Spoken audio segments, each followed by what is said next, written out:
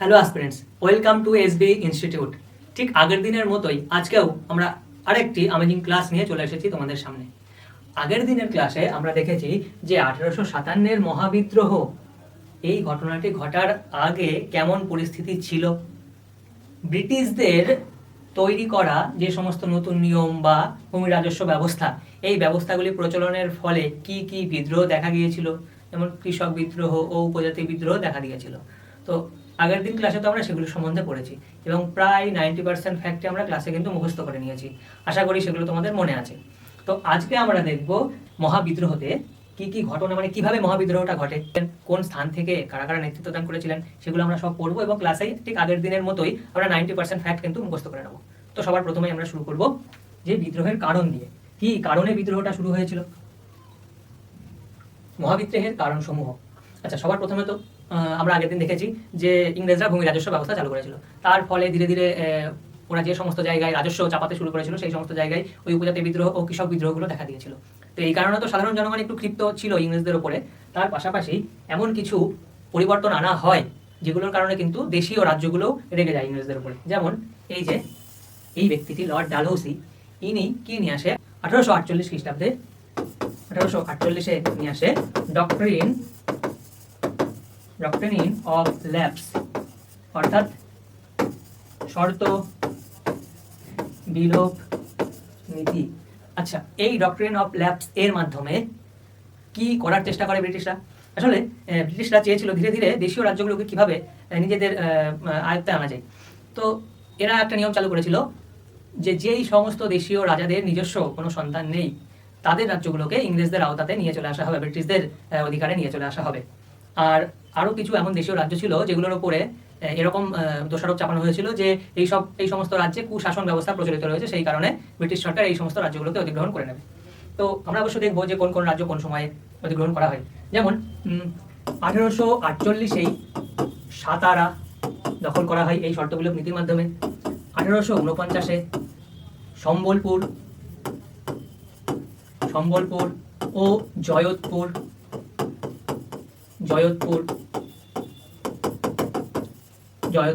তারপরে এক প্রকার বলা যায় 1852-তে উদয়পুর, 1853-তে ঝাঁসি, তারপরে 1856-তে সঠিকভাবে অধিগ্রহণ করা হয় না, কিন্তু অযোধ্যাকে অধিগ্রহণ করার জন্য এরকম দোষ চাপানো হয় যে অযোধ্যাতে কুশাসন প্রচলিত রয়েছে, সেই কারণে অযোধ্যাকে অধিগ্রহণ করে নেওয়া হবে, অযোধ্যা। আচ্ছা, এই সমস্ত রাজ্যগুলোর নাম, দেশীয় রাজ্যগুলোর নাম মনে রাখতে হবে, কত সালে অধিগ্রহণ করা হয়েছিল, দখল করে নেওয়া হয়েছিল সেটা মনে রাখতে হবে। আর এই সিকোয়েন্স থেকে ভীষণ কোশ্চেন আসে, অপশানে চারটে নাম দিয়ে দেবে, দিয়ে বলবে যে সিকোয়েন্স ওয়াইজ সাজাও। তো সিকোয়েন্স ওয়াইজই কিন্তু মনে রাখতে হবে, ভীষণ ইম্পর্টেন্ট ফ্যাক্ট। আচ্ছা, এরপরে কি এমন পরিবর্তন আনা হয় যাতে দেশীয় রাজ্যগুলির পাশাপাশি সিপাহীরা ক্ষুব্ধ হয়ে যায়? সাধারণত সিপাহী বিদ্রোহ বলা হয়েছে যেই কারণে, সেইটি হচ্ছে এই the general service enlistment act of 1856। Question হচ্ছে যে কে নিয়ে আসেন এই অ্যাক্টটি নিয়ে আসেন এই ব্যক্তি লর্ড ক্যানিং। কত সালে নিয়ে আসে? 1856, সালটা ভীষণ ইম্পর্টেন্ট। আচ্ছা, এই অ্যাক্টে কি এমন নতুন নিয়ম আনা হয় যাতে সিপাহীরা রেগে যায় এক প্রকার? আচ্ছা, এই অ্যাক্টের মাধ্যমে কিছু পরিবর্তন আনা হয়। যে আগে যেমন সিপাহীদেরকে অন্য জায়গায় ট্রান্সফার করার পরে তাদের এক্সট্রা কিছু অ্যালাউন্সেস দেওয়া হতো, এই অ্যাক্টের মাধ্যমে সেই অ্যালাউন্সটাকে বন্ধ করে দেওয়া হয়। প্রথমত অ্যালাউন্স বন্ধ করে দেওয়া হয়, দ্বিতীয়ত এটা বলা হয় যে কোনো সিপাহীকে যে কোনো স্থানে ট্রান্সফার করা যেতে পারে। আর এইখানেই ছিল সিপাহীদের প্রবলেম, তার কারণ হিন্দু ধর্ম অনুযায়ী সেই সময় সিপাহীরা সমুদ্র পারাপার করাটাকে তাদের ধর্মবিরুদ্ধ কাজ বলে মনে করতো। কালাপানি বলা হতো, কালাপানি অর্থাৎ সমুদ্র পার করা যাবে না। তো ওই ভারত থেকে অনেক সময় বার্মাতে নিয়ে যাওয়া হতো ভারতীয় সিপাহীদের, তো ওইটা তাদের কাছে একটা ধর্মভ্রষ্ট একটা কাজ বলে মনে হতো, সেই কারণে সিপাহীরা যেতে চাইতো না বা এক প্রকার রেগে যেত, ক্ষোভ প্রকাশ করতো। তো এইটা ছিল একটা বড় প্রবলেম। এরপরে একটা ঠিক এই একই ব্যক্তি আর একটা বড় ব্লান্ডার করে দেন ইনি, সেটা হচ্ছে যে এনফিল্ড রাইফেলের প্রচলন। আর এনফিল্ড রাইফেলে ব্যবহার করা হতো এই কার্তুজ, চর্বিযুক্ত কার্তুজ। এই যে কার্তুজ, আশা করি এটা দেখা যাচ্ছে, এই ওপরের যে জায়গাটা পেঁচানো রয়েছে এইখানে ব্যবহার করা হতো চর্বি। আমাদের ইন্ডিয়ান ওয়েদারে হিউমিডিটি বেশি, তো যদি চর্বি দিয়ে টাইট না করা হয় তাহলে ভেতরের এই যে বারুদটা রয়েছে না, এটা ভিজে যাবে, অর্থাৎ কোনো কাজে আসবে না। সেই কারণে চর্বি দিয়ে টাইট করাটা মাস্ট ছিল। তো সেই জন্য গরু ও শূকরের চর্বি ব্যবহার করা হতো ওই কার্তুজের ওই বারুদটাকে সেফ বা ভালো রাখার জন্য। তো এই চর্বিটাকে প্রথমে এই যে মুখ দিয়ে ছিঁড়তে হতো, ছিঁড়ে এই পাউডারটাকে ওপরের যে গান পাউডার বারুদটাকে এইভাবে ঢালতে হতো। তারপরে এই লাঠিটা দিয়ে টাইট করার আগে ওই বুলেটটা ওর ভেতরে রাখা হতো, তারপরে টাইট করার পরে ফায়ার করতে হতো। আর সিপাহীদের প্রবলেম ছিল এই জায়গাটাই, দাঁত দিয়ে ওই কার্তুজের ওই চর্বিটাকে কাটার সময় ওদের প্রবলেম ছিল। হিন্দুদের ক্ষেত্রেও মুসলিমদের ক্ষেত্রেও, হিন্দুদের কাছে প্রবলেম ছিল যে গরু আমরা মাথা হিসেবে মনে করি গরুকে, তো তার চর্বি কাটা, দাঁত দিয়ে চর্বি কাটা একবার আমাদের ধর্মভ্রষ্ট বলে আমরা হয় বলে মনে করি, ঠিক মুসলিমদের ক্ষেত্রেও তাই। তো এই কারণে হিন্দু মুসলিম একসাথে এক প্রকার ক্ষোভ প্রকাশ করেছিল এবং পরবর্তীকালে কিছুদিন পরেই বিদ্রোহ ঘোষণা করেছিল তারা। আচ্ছা, এবার আমরা দেখবো মহাবিদ্রোহের ঘটনাক্রম। মহাবিদ্রোহের সূচনা কোথায় হয়? আমরা ইতিহাসের পাতায় পড়ি যে মহাবিদ্রোহের সূচনা করেছিলেন মঙ্গল পাণ্ডে। কথাটা সঠিক একদম, কিন্তু মঙ্গল পাণ্ডে বিদ্রোহের সূচনা করার আগে কিন্তু বর্ধমানের সাইডেও একটা ইনফ্যান্ট্রি বিদ্রোহ সঠিক নয়, মানে আন্দোলন করেছিল, যদিও আন্দোলনটাকে দমিয়ে দেওয়া হয়। কিন্তু এই মঙ্গল পাণ্ডে ইনি প্রথম সাহস দেখিয়ে ইংরেজ অফিসারদের ওপরে গুলি চালাননি। কোথায় থেকে? ব্যারাকপুর থেকে। ব্যারাকপুর থেকে। কত সালে, মানে কত তারিখে? 29শে মার্চ 1857। আচ্ছা, এর পাশাপাশি কোশ্চেন আসে যে কত নম্বর রেজিমেন্ট বা ইনফ্যান্ট্রিতে ছিলেন এই মঙ্গল পাণ্ডে? 34th native infantry. আচ্ছা, এই যে এখানে এই ডেটটা ভীষণ ইম্পর্টেন্ট হয়ে যায় যে কত তারিখে আন্দোলন শুরু করে? 29শে মার্চ 1857। 29শে মার্চ 1857-তে গুলি চালান মঙ্গল পাণ্ডে ব্রিটিশ অফিসারদের উপরে। তারপরে কিন্তু 8 এপ্রিলে এনাকে ফাঁসি দিয়ে দেওয়া হয়, ডেথ বাই হ্যাং, ফাঁসি দিয়ে দেওয়া হয়। আচ্ছা, ফাঁসি দেওয়ার পরে ঠিক 10ই মে আনুষ্ঠানিকভাবে সিপাহীরা বিদ্রোহ শুরু করে। কোথা থেকে? মিরাট থেকে। আচ্ছা, কত নম্বর ইনফ্যান্ট্রি যুক্ত ছিল মিরাটে বিদ্রোহ ঘোষণার সাথে? একটা হচ্ছে প্রথমত 3rd নেটিভ ক্যাভালারি, মনে রাখতে হবে, ক্যাভালারি, এটা হচ্ছে ঘোড়সওয়ার বাহিনী। আর একটা ছিল 20th নেটিভ ইনফ্যান্ট্রি। এই 3rd নেটিভ ক্যাভালারি আর নেটিভ ইনফ্যান্ট্রি আলাদা আলাদা বিষয়। ক্যাভালারি হচ্ছে ঘোড়সওয়ার বাহিনী আর নেটিভ ইনফ্যান্ট্রি পদাতিক বাহিনী। তো এই বিষয়গুলো মনে রাখতে হবে। সাধারণত কোশ্চেন এইভাবে আসে, যদি খুব ইন ডিটেলসে কোশ্চেন করতে চান, যিনি এক্সামিনার যিনি কোশ্চেন সেট করবেন তিনি এরকম জিজ্ঞেস করতে পারে যে মিরাট থেকে কত নম্বর ইনফ্যান্ট্রি বিদ্রোহ ঘোষণা করেছিল? 20th। যদিও 20th এর সাথে 11th ইনফ্যান্ট্রিও যুক্ত ছিল, 20th এর নামটাই বেশি ইম্পর্টেন্ট। আর 3rd নেটিভ ক্যাভালারি, এই 3rd নেটিভ ক্যাভালারি এইটা আরও বেশি ইম্পর্টেন্ট হয়ে যায়। আচ্ছা, আর মঙ্গল পাণ্ডে কত নম্বর ইনফ্যান্ট্রির সাথে যুক্ত ছিলেন? এটা তো আরও বেশি ইম্পর্টেন্ট হয়ে যায়। তার থেকেও বেশি ইম্পর্টেন্ট হয়ে যায় এই দুটো ডেট, 29শে মার্চ আর 8ই এপ্রিল 1857। আচ্ছা, বিষয় এবার হচ্ছে আমরা কীভাবে মনে রাখবো এই দুটো ইম্পর্টেন্ট ডেট? ইমাজিন করে নাও যে 29শে মার্চ মঙ্গল পাণ্ডে 29 জন সিপাহী নিয়ে মার্চিং করা শুরু করেছিল। মার্চ করা মানে আন্দোলনে একসাথে হেঁটে যাওয়া, কোনো স্থানে হেঁটে যাওয়া মার্চ করা বলে। তো 29 জন সিপাহী নিয়ে মার্চ করা শুরু করেছিল 29শে মার্চ, এইভাবে মনে রাখতে পারি। আর 8ই এপ্রিল কীভাবে মনে রাখতে পারি? এই 8কে যদি আমরা একটু ভালোভাবে ড্র করি তাহলে দেখতে পারবো 8-এর নিচের এই জায়গাটা অনেকটা ফাঁসির মতোই লাগছে। 8ই এপ্রিল ফাঁসি দেওয়া হয় মঙ্গল পাণ্ডের। তো এইভাবে আমরা 8ই এপ্রিল ডেটটা মনে রাখতে পারি। ওকে, নেক্সট আমরা দেখবো যে মহাবিদ্রোহের কেন্দ্র ও নেতৃত্ববৃন্দ, কে কোথায় নেতৃত্ব দান করেছিলেন? সবার প্রথমে তো নেতৃত্ব দান করেছিলেন মঙ্গল পাণ্ডে ব্যারাকপুরে। 29শে মার্চ তিনি গুলি চালান ব্রিটিশ অফিসারদের ওপরে। তারপরে 8ই এপ্রিল তাকে মৃত্যুদণ্ড দেওয়া হয়। আচ্ছা, এরপরে 10ই মে, প্রায় 1 মাস পরেই 10ই মে কোথায় বিদ্রোহ শুরু হয়? মিরাটে। কত নম্বর ইনফ্যান্ট্রি? 20th নেটিভ ইনফ্যান্ট্রি আর 3rd নেটিভ ক্যাভালারি, দুটোই কিন্তু মনে রাখতে হবে। তো এই নেটিভ ক্যাভালারি আর নেটিভ ইনফ্যান্ট্রি এরা মার্চিং করা শুরু করে, মানে দিল্লির দিকে এরা হাঁটা শুরু করে। দিল্লির দিকে হাঁটা কেন শুরু করে? তার কারণ সেই সময় মুঘল সম্রাট ক্ষমতাচ্যুত অবস্থায় বসেছিলেন, মানে একদম কোনো রকম ক্ষমতা ছাড়াই সিংহাসনে বসেছিলেন। তো একজন তো লিডার দরকার, এত বড় একটা মহাবিদ্রোহকে নিয়ন্ত্রণে রাখতে হবে বা কোনো নির্দিষ্ট একজন লিডারের প্রয়োজন। তো সেই সময় মুঘল সম্রাট ছিলেন দ্বিতীয় জাফর। তো দ্বিতীয় বাহাদুর শাহ জাফরকে বলা হয় যে আপনি এই বিদ্রোহের লিডার হয়ে যান। তিনিও রাজি হয়ে যান, তার কারণ সেই সময় মুঘল সাম্রাজ্যের সর্বেসর্বা সম্রাট তিনি ছিলেন। কিন্তু এই দ্বিতীয় বাহাদুর শাহ জাফরের বয়স ছিল ভীষণ বেশি, 18+ ওনার এজ ছিল। তো সেই কারণে উনি তো যুদ্ধ করতে পারবেন না, তাহলে তার জায়গায় যুদ্ধ কে করবেন? তার জায়গায় যুদ্ধ করেছিলেন বা বিদ্রোহের নেতৃত্ব দান করেছিলেন, এখানে লিখে দিই, বাখত খান। ঠিক আছে। আচ্ছা, প্রত্যেকটা স্থানে কে নেতৃত্ব দিয়েছিলেন আগে সেই নামগুলো লিখে দেবো, তারপরে আমি ট্রিক দিয়ে দেবো কিভাবে মুখস্থ রাখতে হবে, একদম পার্মানেন্টলি এখানে সেট হয়ে যাবে। আচ্ছা, এটা গেল দিল্লিতে কে নেতৃত্ব দিয়েছিলেন? দ্বিতীয় বাহাদুর শাহ জাফরের জায়গায় বাখত খান। তারপরে এখানে আসছে লখনৌ। লখনৌতে এই যে লখনৌতে নেতৃত্ব দান করেছিলেন বেগম হজরত মহল। এখানে আসছে কানপুর। কানপুরে নেতৃত্ব দান করেছিলেন নানা সাহেব। আর তাতিয়া তোপি। তাতিয়া তোপি। আচ্ছা, আর এখানে ঝাঁসি। ঝাঁসিতে তোমরা অবশ্যই সবাই জানো যে লক্ষ্মীবাই। লক্ষ্মীবাই, ঠিক আছে। আচ্ছা, আর বিহারে, বিহারে নেতৃত্ব দান কে করেছিলেন? বিহারে নেতৃত্ব দান করেছিলেন কুনওয়ার সিং। আচ্ছা, আর এখানে একটা স্থান ছিল বারেলি। বারেলি, বারেলিতে নেতৃত্ব দান করেছিলেন খান বাহাদুর খান। আচ্ছা, খান বাহাদুর খান। আচ্ছা, এই সমস্ত ফ্যাক্টগুলো আমরা কিভাবে মনে রাখবো এটা সবার আগে আমরা দেখে নিই, ভালো করে শুনবে, ফিক্স হয়ে যাবে।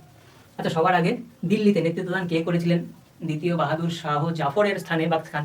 আমরা এইভাবে মনে রাখবো যে দ্বিতীয় বাহাদুর শাহ জাফরের যেহেতু অনেক বয়স হয়ে গিয়েছিল, সেই কারণে ওনার হাতে বাখত, টাইম, সময় ছিল না, সেই জন্য কে নেতৃত্ব দান করেছিলেন দিল্লিতে? বাখত খান। আচ্ছা, এরপরে লখনৌতে, লখনৌতে কে নেতৃত্ব দান করেছিলেন? বেগম হজরত মহল। এখানে একটা শব্দ আছে লাখ, LUCK, লাখ। লাখ, লাকি হয় কারা? যারা রাজপ্রাসাদে থাকে, মহলে থাকে। তাহলে যিনি বেগম তিনি মহলে থাকবে, রাজপ্রাসাদে, তাহলে বেগম হজরত মহল লাকি ছিলেন।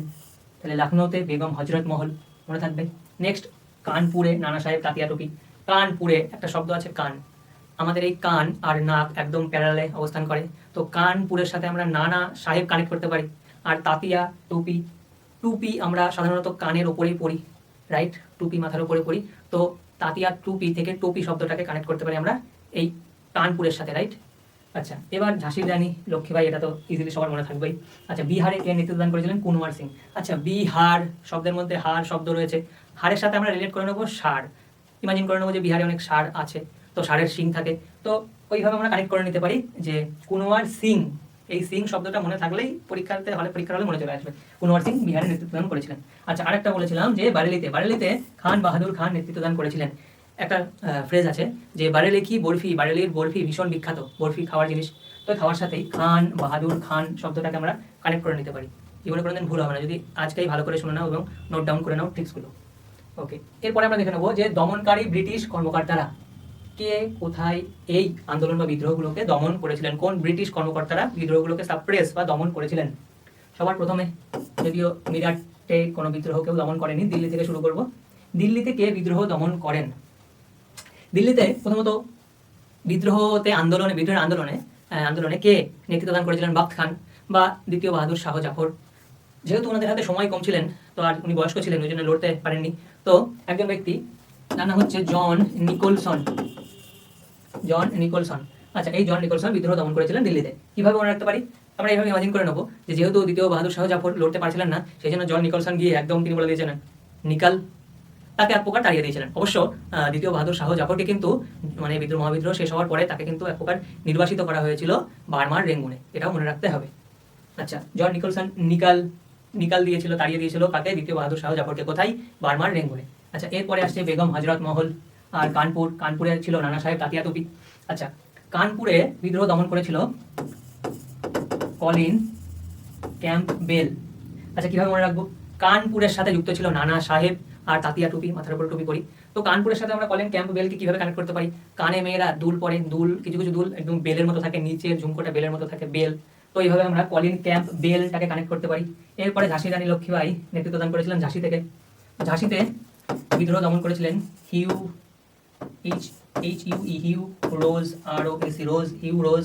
আচ্ছা, কিভাবে মনে রাখতে পারি? আচ্ছা, এই হিউ রোজ একটা খুব ভালো উক্তি করেছিলেন ঝাঁসি রানী লক্ষ্মীবাইয়ের ওপরে, সেটা হচ্ছে যে ঝাঁসি রানী লক্ষ্মীবাই এত পারদর্শিতার সাথে বা এত সাহসিকতার সাথে যুদ্ধ করেছিলেন যে এই হিউ রোজ বলেছিলেন যে একমাত্র, মানে she was the only man in this battlefield, মানে তিনি একমাত্র পুরুষ ছিলেন এই মহাবিদ্রোহে, এরকম একটা অসাধারণ উক্তি তিনি করেছিলেন। তো হিউ রোজ কথাটা আমরা এইভাবে কানেক্ট করতে পারি শব্দটা, যে এখানে যেহেতু ঝাঁসি রানী লক্ষ্মীবাই একজন মহিলা ছিলেন, তো সাধারণত মহিলাদের সাথে রোজ বিষয়টা কানেক্টেড, গোলাপ ফুল, তো এইভাবে আমরা কানেক্ট করে দিতে পারি যাতে আমাদের মনে থাকে জাস্ট পড়াশোনার ক্ষেত্রে। আচ্ছা, এরপরে বিহারে নেতৃত্ব দান করেছিলেন কে? কুনওয়ার সিং, কিন্তু বিদ্রোহ দমন করেছিলেন উইলিয়াম টেলর। আচ্ছা, কিভাবে মনে রাখতে পারি? আচ্ছা, টেলরিং করা মানে কি? ওই যে জামা কাপড় সেলাই করে কাটিং করে করে, টেলার করা মানে কাটিং করে সাইজ করা, তো আমরা এইভাবে ইমাজিন করে নেবো কুনওয়ার সিং, যে সিং এর কথা আমি বলেছিলাম, বিহার ষাঁড়ের সিং থাকে, তো ওই সিংটাকে টেলার করা যেতে পারে, কাটিং করা যেতে পারে, সেইভাবে আমরা উইলিয়াম টেলরকে আমরা কানেক্ট করতে পারি বিহারের সাথে। ঠিক আছে, আচ্ছা, আর এর পাশাপাশি আমরা দেখে নেব যে এই বিদ্রোহ দমন করার পরে কি কি পরিবর্তন আনা হয়েছিল। যেমন বিদ্রোহের, আচ্ছা তার আগে দেখে নেবো বিদ্রোহের ব্যর্থতার কারণ, কেন এই বিদ্রোহ আলটিমেটলি ব্যর্থ হয়ে যায়, সফলতা পাওয়া যায়নি কেন। সবার প্রথমে এই যে স্থানগুলো দেখো, মিরাট, দিল্লি, অওধ, এই যে কানপুর, ঝাঁসি, কলকাতা, এখানে বিহার, এই যে স্থানের দূরত্ব ছিল অনেক বেশি, এক স্থান থেকে আরেক স্থানের কানেকশন প্রায় ছিলই না। সেই সময় যদিও টেলিগ্রাফ ব্যবস্থা, রেলপথ চালু হয়েছিল, কিন্তু সেই সুবিধাগুলো কিন্তু ছিল শুধুমাত্র ইংরেজদের জন্য। তো ভারতীয়রা বা ভারতের সেই সময় জনগণ এইসব সুযোগ সুবিধা পেয়েছিল না, সেই সময় তো সাথে সাথে পেয়েছিল না, আর সেই সময়কার মানে বড় বড় নেতা নেতৃবৃন্দও পেয়েছিল না। তো এই সিপাহী বিদ্রোহের ওই টেলিগ্রাফ বা রেলপথের সুযোগ সুবিধা পেয়েছিল ইংরেজরা, যার কারণে কিন্তু ওরা বিদ্রোহটাকে খুব তাড়াতাড়ি দমন করতে পেরেছিল, যেইখানে ভারতীয়রা সেই সুযোগ সুবিধা পায়নি। এটা একটা কারণ গেল। আর একটা কারণ হচ্ছে উন্নত অস্ত্রপাতির অভাব। যেখানে ইংরেজরা এনফিল্ড রাইফেল, উন্নত মানের এনফিল্ড রাইফেল ব্যবহার করেছিল, সেখানে ভারতীয়দের হাতে ছিল সেই পুরনো তরবারি কিংবা ভালা আর কিংবা ওই ছোট যে অস্ত্রগুলো। তো এই কারণেও কিন্তু ব্যর্থ হয় ভারতীয় সিপাহীরা। আর একটা কারণ ছিল, সেটা হচ্ছে যে আরো অনেক কারণ ছিল, যেমন আর্থিক কারণও ধরা হয়। তারপরে ধরা হয় যে প্রত্যেকটা যে লিডার, নেতা নেত্রীদের মধ্যে কোনো কোঅর্ডিনেশন ছিল না। বিদ্রোহটাকে কোন দিকে নিয়ে যেতে হবে, কোন পরিস্থিতিতে মোড়টা ঘুরিয়ে কোন দিকে নিয়ে যেতে হবে, সেই রকম কোনো দূরদৃষ্টি পরিকল্পনা কিন্তু ছিল না। আর এই যে কারণটা, এটা হচ্ছে যে জমিদার শ্রেণীর সাপোর্ট, জমিদার শ্রেণী বা দুই একটা দেশীয় রাজ্যের সাপোর্ট পেয়েছিল ব্রিটিশরা। কিছু কিছু ব্রিটিশ ব্যক্তি পরবর্তীকালে তাদের আত্মজীবনীতে এরকম কিছু উক্তি করে গিয়েছেন যে যদি সেই সময় দেশীয় জমিদারদের সাপোর্ট না পাওয়া যেত, তাহলে হয়তো মহাবিদ্রোহের সময় ভারতকে স্বাধীন করে দিতে হতো। তো এইটা তো একটা বড় কারণ, যেই কারণে ইংরেজরা সেই সময় জিতে গিয়েছিল এবং আমরা হেরে যাই। আচ্ছা, ওকে, এরপরে আমরা দেখে নেবো যে এই বিদ্রোহ দমন করার পরে কি কি পরিবর্তন আনা হয়। পরিবর্তনটি হচ্ছে ভারত শাসন আইন 1858 ভারত শাসন আইন আনা হয়। এই আইনের মাধ্যমে কি কি পরিবর্তন আনা হয় ভীষণ ইম্পর্টেন্ট, ভালো করে শুনে নেবে। সবার প্রথমে তো এই ইস্ট ইন্ডিয়া কোম্পানি জাস্ট একটা কোম্পানি, যারা ব্যবসা বাণিজ্য করার জন্য ভারতে এসেছিল। ভারতে আসার পরে তারা ধীরে ধীরে রাজ্য দখল করা শুরু করেছিল। সেই কোম্পানির হাত থেকে পুরো শাসন ক্ষমতা নিয়ে নেওয়া হলো। নিয়ে তারা, মানে কে নিয়ে নিল বা কারা নিয়ে নিল? ইংরেজ রানী বা রাজা। সেই সময় রানীর হাতে ক্ষমতা চলে গেল। আচ্ছা, আর কি কি পরিবর্তন আনা হয়েছিল? গভর্নর জেনারেল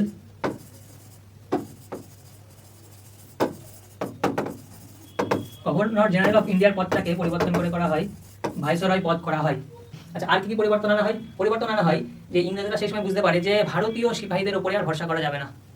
তো ওরা ধীরে ধীরে ভারতীয় সিপাহীদের সংখ্যা কমাতে থাকে, ইংরেজ সিপাহীদের সংখ্যা বাড়াতে থাকে। আর ওই ভাইসরয়কে হেল্প করার জন্য একটা কমিটি কাউন্সিল গঠন করা হয়। তো এই সমস্ত পরিবর্তন আনা হয়েছিল। আচ্ছা, এবার আমরা করে নেবো কিছু কোশ্চেন। তোমরা যদি ক্লাসটা খুব ভালো করে দেখে থাকো তাহলে প্রত্যেকটা প্রশ্নের উত্তরই করতে পারবে। যদি উত্তর নাও করতে পারো, এখান থেকে দেখে নেবে, আমি উত্তরটা বলে দেবো, আর উত্তর করার চেষ্টা করবে। ভিডিওটা প্রথমে পজ করবে, তারপরে উত্তর করার চেষ্টা করবে।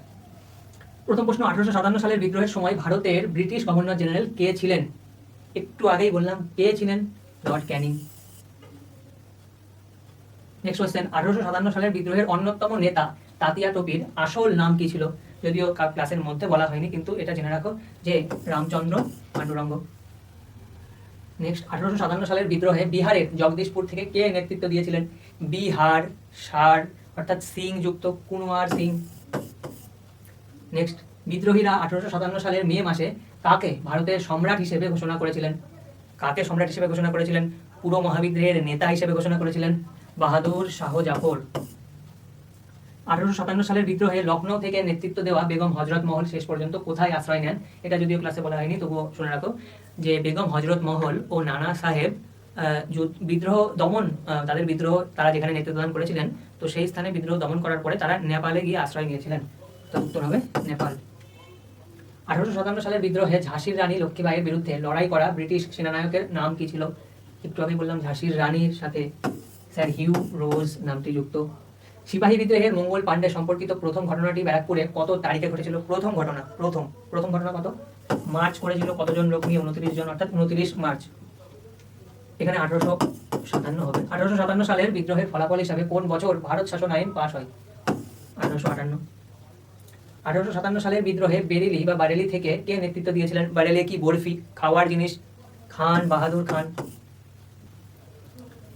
তো আমাদের ক্লাস আজকে এই পর্যন্তই। আশা করি তোমরা সবাই খুব ভালো করে মন দিয়ে ক্লাসটা দেখেছো এবং আশা করি যে তোমাদের 90% ফ্যাক্ট তো অবশ্যই ক্লাসে মুখস্থ হয়ে গিয়েছে। আমি যে ট্রিক্সগুলো বলেছি প্রত্যেকটা শব্দের বা নামের সাথে, সেগুলো তোমরা অবশ্যই নোট ডাউন করেছো, এটাই আশা করছি। সেগুলো একবার একটু রিভাইজ দিয়ে নেবে, তার কারণ পরের যে ক্লাসগুলো আমরা আনবো সেই ক্লাসে আগের দিনের ক্লাসের কিছু কোশ্চেনও অ্যাড করবো। সো সেগুলো যাতে অ্যান্সার করতে পারো সেই কারণে একটু রিভিশন দিয়ে নেবে। তো এইরকমই আরও ক্লাস নিয়ে আমরা আসবো। তো আমাদের চ্যানেলটিকে তোমরা সাবস্ক্রাইব করবে, আর এর পাশাপাশি অন্যান্য সাবজেক্টের ওপরেও যে ক্লাসগুলো আনা হচ্ছে সেগুলোর ওপরেও সেগুলোর ভিডিও তোমরা অবশ্যই দেখবে। আজকের ক্লাস এই পর্যন্তই। Thank you.